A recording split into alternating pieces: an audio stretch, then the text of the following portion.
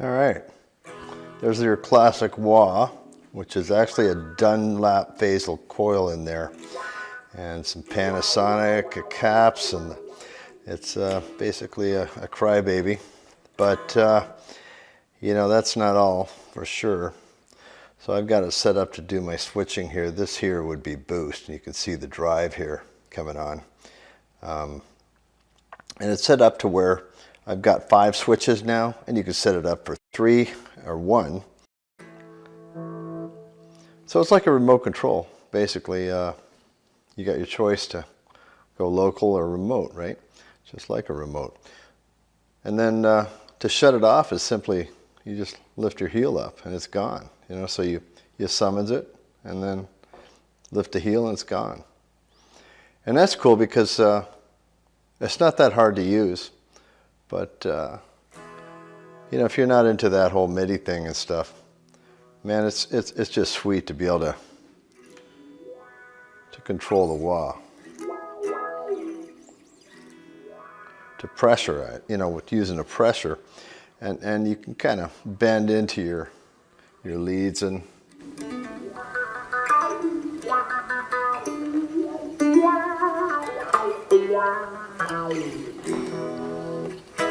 And if you notice, it's kind of quiet, right? So I do some quick volume adjustments while it's switching, so you don't hear that pop that you normally do on a wah-wah pedal that's analog, right? And you're probably wondering, how's this analog, man? You're totally digital, right? Well, I go through some opto isolators and I get it separate, and it smooths it out tremendously, like an old Morley out wah, actually, like with the light curtain and stuff. It's a lot like that. And speaking of volume, you got here, there's a little volume control.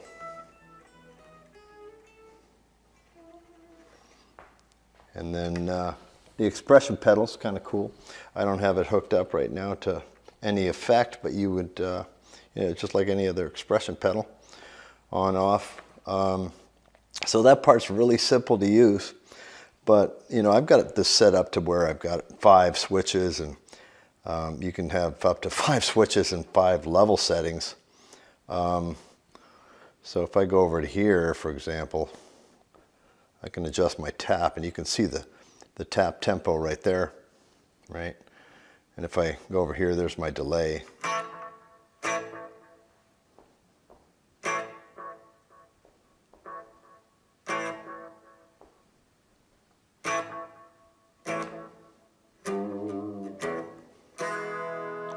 Boost.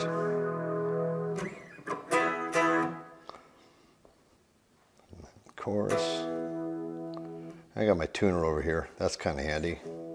Probably out of tune a little. Right, and then, you know, again, just kind of step back or raise your heel up and it's gone. So it gives you kind of versatility. And initially I thought the whole goal was to, you know, get rid of that and get it off stage completely. But I think, you know, the way people are using it seems to be like to have this locally and then go remote when you want to. So you got your choice, and it's got some advantages that way for sure.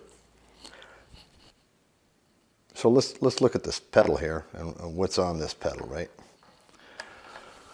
All right, so I've got, this is, you know, basically selecting the effect. And then I've got the hookup here. Right now I'm coming in with the wireless on my guitar, because, you know, you're wireless, so you want to have wireless guitar and pedal. That's the idea. And then I go from here, the stereo jack. That's my expression pedal. There's my audio out, and it's just going to the audio of FM3 right now. But I mean, this could be all sorts of different multi-effects processors, or a box that, you know, something that takes an expression input or a MIDI input, or a combination of the two, which is ideal. And that's what I'm doing here. You know, it's MIDI, expression, and then the audio part coming through.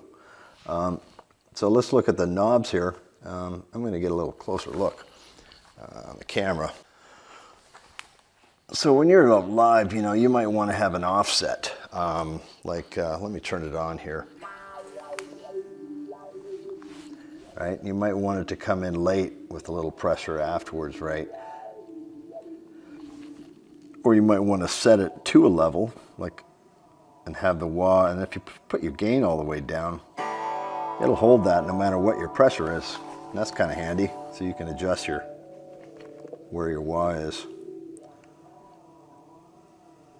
All right, and then the curve is, you know, like any kind of a tapered or a linear kind of pot. So it comes in quick. There's 9 different positions actually on that, just kind of divided up in the circle.